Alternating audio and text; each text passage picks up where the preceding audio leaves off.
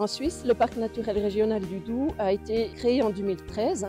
Il se compose de 15 communes réparties sur les cantons du Jura, de Neuchâtel et de Berne. En France, le parc naturel régional du Doubs-Horloger est plus jeune. Il a été créé en 2021 sur un territoire composé de 94 communes adhérentes. De l'origine, nos parcs ont été pensés dans un objectif de renforcement de nos collaborations de part et d'autre de la frontière. Nos parcs jouissent d'une multitude d'écosystèmes et la rivière du Doubs marque symboliquement la frontière. Les parcs naturels régionaux sont des projets territoriaux de développement durable basés sur la protection et la préservation de nos patrimoines naturels et culturels. En France comme en Suisse, ils n'ont pas de pouvoir réglementaire et nos actions se basent principalement sur la collaboration avec une multitude de partenaires. Très tôt, une convention de partenariat a été signée entre nos deux parcs dans le but de renforcer nos collaborations. Plusieurs projets ont été initiés, comme l'offre touristique Les Chemins de la Contrebande ou le suivi des mesures en faveur de la qualité des eaux du Doubs.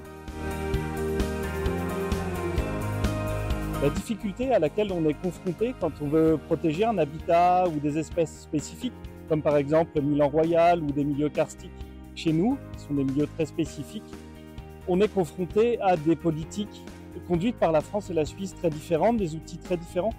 C'est pourquoi nous avons répondu à l'appel à projet de B-Solution qui nous a permis d'avoir un peu d'ingénierie pour dresser une typologie de ces aires protégées, de ces dispositifs de protection en France et en Suisse, ce qui va nous permettre, nous l'espérons demain, de faire de meilleurs choix en matière de protection des milieux. Ainsi, B-Solution a réalisé un travail de comparaison des outils juridiques de protection des habitats naturels entre la France et la Suisse.